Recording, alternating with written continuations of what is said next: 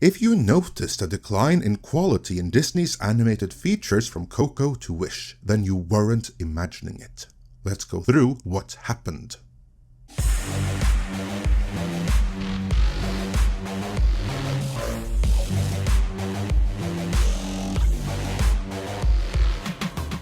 Right around Christmas, Chris Gore and Alan Ng of Film Threat started publishing the D.E.I files, a series of articles documenting the downfall of Disney based on the actual accounts of both current and former employees who were there to witness the events as they unfolded. In the first installment, which we covered in this video, which you can see by clicking the pop-up on screen or the link in the description, they went over how Disney's modern downfall was kicked off with the firing of John Lasseter, the secret sauce behind not just Pixar's, but also Disney Animation's success. With him removed, in what if nothing else had elements of being a political hit job, the activist takeover begun, and that's the setup we need to get into the D.E.I files Part 2. With Lasseter out of the way, he was replaced at Disney Animation by Jennifer Lee and Pete Docter at Pixar. Lee was the writer and co-director of the smash hit Frozen, and Docter had been a creative force at Pixar for years, directing Up, Inside Out and Monsters, Inc. At the outset, the choices appeared solid. Still, in the case of Disney Animation, radical changes needed to be made in the racial and gender makeup of its leadership and creative process. This change begun with Raya and the Last Dragon. To clarify what it says here, in reality, no radical change was needed at all. At this point in time, both Pixar and Disney Animation were firing on all cylinders, pumping out hit after hit. So what presumably is meant here is that the new head of Disney Animation, Jennifer Lee, made the value judgment that a radical change was needed, because outside the realm of ideology, none was. These were, after all, successful companies, whose output was universally beloved worldwide, across borders, languages, and cultures. Alas, it would appear that in the view of Jennifer Lee, Disney Animation suffered a bad case of the employees at all levels being too male and worse still, too white. And that's the worst thing that can happen to a company according to the D.E.I ideology, which is explicitly about capping the number of white people.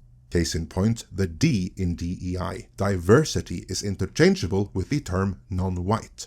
Moving on, it was October of 2018, and Lasseter's last Disney film, Raya and the Last Dragon, was still in the early stages of development and storyboarding. His fingerprints were all over this project. The initial directors were Paul Briggs and Dean Wellins, with Adele Lim coming off of her success with Crazy Rich Asians as the sole writer. Unfortunately, this trio was seen as being Lasseter people. Briggs and Wellins in particular needed to go as they didn't fit the correct demographic, or maybe they were Lasseter loyalists, to tell Raya's story properly. Rumor has it that Lee was gunning for Briggs and Wellins by foisting impossible tasks on them to either get them fired or, better yet, force them to quit. Being the veteran talent that they were, the traps didn't work. Briggs was demoted to co-director, and Wellins was given a Disney Plus series to direct. What is more, Disney did have a diversity problem within animation, prompting Jennifer Lee to recruit new talent from the outside. Again, to clarify, Disney didn't have any problem at all. What they had was a situation in which the majority of qualified applicants who wanted and applied to work for Disney was overwhelmingly white and male. If you applied and you qualified, you got the job, and most who applied and were qualified tended to be white and male. There were no mechanisms there to keep anyone else out. It just so happened to be that the pool of available qualified talent was overwhelmingly white and male, because the people who chose the education which made them qualified tended to be white and male, and Disney needed qualified people. It wasn't a problem, it was a situation, or rather, the state of affairs. This only becomes a problem if you adopt an ideology where you want to restrict specifically the number of white and male employees, and alas, that ideology was already well underway at Disney.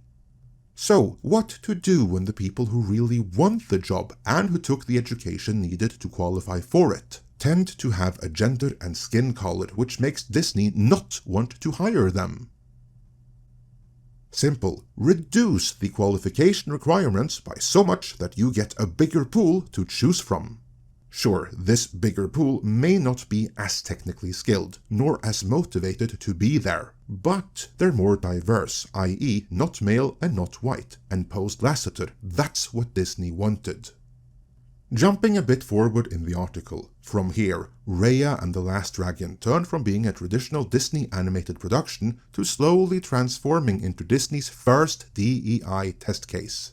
Step 1 was to load the entire project with female South Asian animators and talent from within the company, then female Asian animators, then female people of color animators, and then the rest.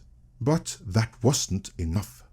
Rather than pull in other artists from within, a major recruitment push was made to hire more women from outside the company to reach a 50-50 male-female balance for equity's sake. This can't be stressed enough. Of the pool that want to become animators in the first place, significantly less than 50% are women. So in order for that employment goal to be reached, a lot of men who really want to animate have to be denied the opportunity to do so that women who may not want it as much will get the chance to do so instead. The article continues. A concerted effort was made to think outside the box when recruiting at Disney.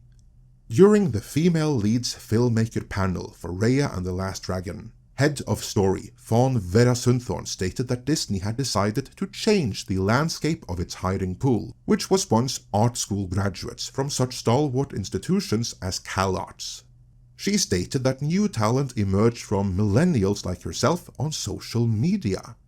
In her own words, traditionally, Disney would go to really expensive colleges where not everyone may be able to afford that. Now, that doesn't have to be the case anymore. You know, maybe the company can look at how they can hire outside of their usual norm or hire internationally. That was some word salad, but what she's saying here is that they're reducing the qualification requirements, because there just aren't enough women and people of color who want to be animators enough to take the education required for it. Also, note the implication that women and people of color can't afford the required education, which seems like the worst kind of stereotyping to me. But that aside, you're still left with the issue that in order to meet D.E.I. quotas, they hire staffers who aren't qualified for the job. Moving on, Disney Animation did go out of its norm in hiring with the help of Women in Animation, an advocacy group created in 1993. Their mission states, "We envision a world in which people of all gender identities share fully in the creation, production, and rewards of animation." With Raya and the Last Dragon, that aggressive push for gender equity and to radically transform an industry starts now. Sources tell us that with Raya and the Last Dragon, the goal wasn't to bring diversity, equity, and inclusion into the existing community of Disney animators, but to replace it with a radicalized group of female activists completely.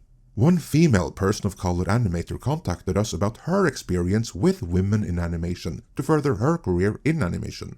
She was looking for mentorship and resources to break into the industry. While initial discussions were cordial, she was quickly ghosted by the organization because she did not live in LA and could not be helpful to their cause. Our source also told us that once she expressed concerns about the mission of women in animation, she found herself blacklisted from the industry, a prevalent story we've heard, and felt that women in animation and similar organizations had become the gatekeepers for women to enter animation. It's not enough as an animator to be a talented female person of color. You have to be Women in Animation approved and toe the line. In other words, you have to be a militant activist, fully on board with the D.E.I. cause. Towards the end of the article, it is opined that the industry of animation and art is broad, and the idea of 50-50 equity between men and women is both admirable and achievable. Well, it may be the latter, not so sure about the former. But anyway, the problem is that culturally, the animation industry has been dominated by men since its inception over a century ago. Here, I'd like to counter that this is not the problem, that is merely how it is. Similarly, more women are drawn to careers in childcare and nursing, which is also how it is. The only problem here is that some asshole instituted an arbitrary cap at employment opportunities for one group based on immutable characteristics. Imagine for a moment if someone were to cap the number of female nurses or female childcare workers that any institution can have at 50%. How many qualified women who wanted to be there would have to be denied that opportunity in favor of bringing in less qualified and less motivated men? As a man, I would not appreciate such a hollow effort at increasing male representation. Furthermore, I would not want to go to any such institution, nor would I send anyone I care about to one either.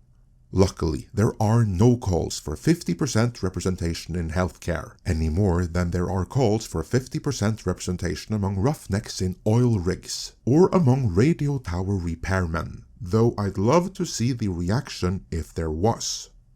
In a comfy and creative job like animation, though, that has now become a requirement. And that is an issue, because it means artificially capping the opportunities of those who want to be there the most in favor of someone who didn't work nearly as hard to get there. That is a problem, and that is the whole D.E.I. ideology in a nutshell. The E in it stands for equity, and equity doesn't mean equality in any sense of the word, other than equality of outcome. That in turn means that under equity, you don't necessarily get to do what you want or what you're good at, not if you were born in the wrong body. The conclusion of the article is spot on though. The mission of D.E.I. is not equality, it's revenge. The final outcome is a complete takeover, a reset of the entertainment industry as a whole. Let me know your thoughts on this in the comments.